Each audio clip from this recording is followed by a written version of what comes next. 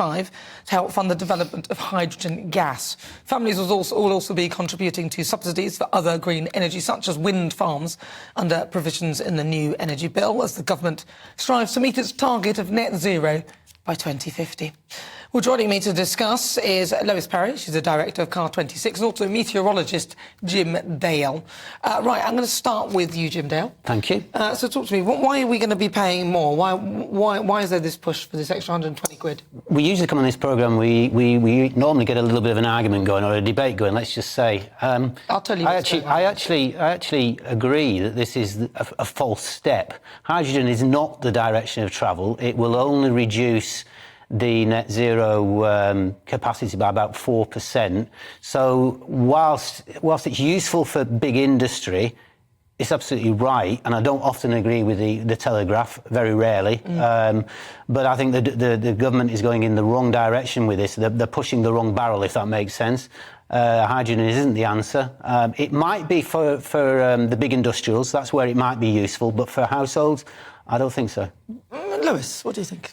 Yeah, Jim and I agree on something. My God. So none of this makes any sense whatsoever unless you actually look at following the money, because it makes a huge amount of sense to people that are receiving subsidies to do this. But the amount of energy that you actually get from burning hydrogen, from using the actual energy, is equal to the amount of energy it takes to separate the hydrogen from the water or from the gas. But hey, guess what? We've got an amazing hydrogen-rich fuel already. It's called gas, which we have in abundance and which we should be using. And we should be using that until we can afford, or we can afford probably now, to build nuclear, which is amazing, and it's 24/7 and lasts 60 years and ends up being 6 times cheaper than offshore wind, and that's with all of the subsidies removed. So the whole hydrogen thing, like all of the renewable thing, is a racket. No, it's not. It's not all of the renewables at all. Hydrogen is one little part of it. I've already said that I tend to agree with you on this. And you know what? I really believe we should be moving away from the climate change issue in terms of whether there is climate change or whether there isn't climate change. It's nonsense? No, it's absolutely not. Right. It's because we should be talking about mitigation and safety. So, for example, today we're talking about this, which is fair enough, absolutely.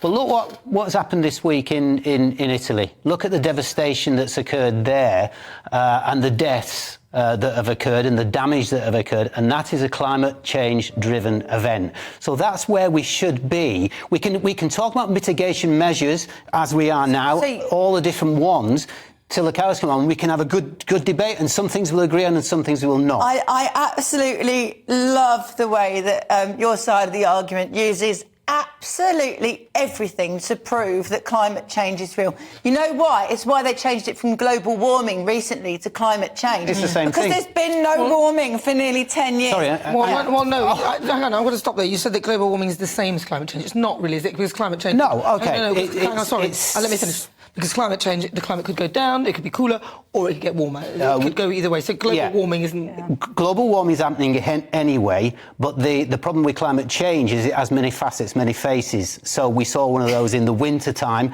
It doesn't mean global warming does not mean the Earth just continues to warm up. Hang on, I thought that's what we've year after year after year. No, on average it will do. The graph will be upwards, but you do get what I call chaos, what we call chaos, where the climate actually mixes itself up. Basically what you're saying is that absolutely every single thing that happens proves your argument. No, because there's weather within that. That's not a case of that. But you've got to look.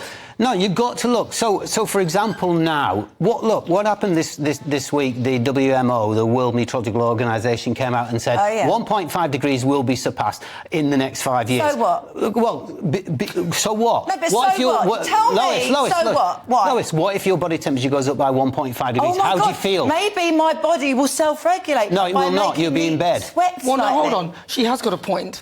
We have what we call... Well, let me finish. Homeostasis, which is where the body regulates itself. It comes back into where it should be. What makes you think that the planet won't have other mechanisms that will get it back to where it needs to be? Simply because... I know that in a lot of the projections, they haven't taken that on board? Simply because what we've got at the moment is huge acceleration. That's the problem. It's the speed of change.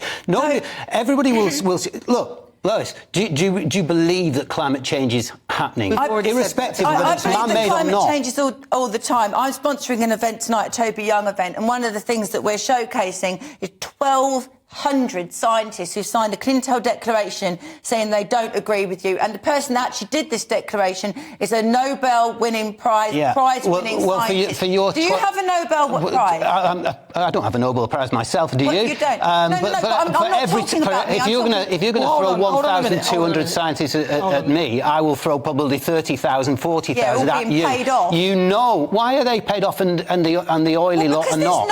Hang on. Can you let him finish? Because he's counteracting. This is all one-sided. You know, you look at the fossil fuel industry, and not all of it. They're trying to change. Make that absolutely clear. Some are not. Some come out right out of Tufton Street, 55 Tufton Street, who feed the information to. I'm not saying to people like yourself, many of them may be. You see them all over Twitter. It's a diatribe of information. I'm trying to get to a point, Lois, where we can start to agree, not on whether you will never agree whether climate change is happening in terms of the man-made side of things, but where we should be going. We're all in favour of green and safety and an environment that's clean and not polluted. Is anybody against that? I totally agree with you. But hang on, but I think you're conflating two things, really, because a polluted river, I will speak and you won't interrupt me and ask me the question. Please do. I'm speaking. That's very nice of you. Okay. But I'll be doing the speaking and I'll be doing all of that side of things. So you're conflating two things in my view. One of them is the environment. So, for example, people throwing plastic in the rivers, that's one thing. But then the other thing is climate change, which is something different. These two are, whilst they have an impact on each other, one is about environmental pollution with regards to things like plastic in the oceans and things like that, where the other one is the actual climate. I think you're right. They're sisters. Let me put it that way. It's they environment. Might be sisters, but they're not the same thing. OK, thank you very much to Lois Perry. Thank you. It was a pleasure to talk to you. Stay right there.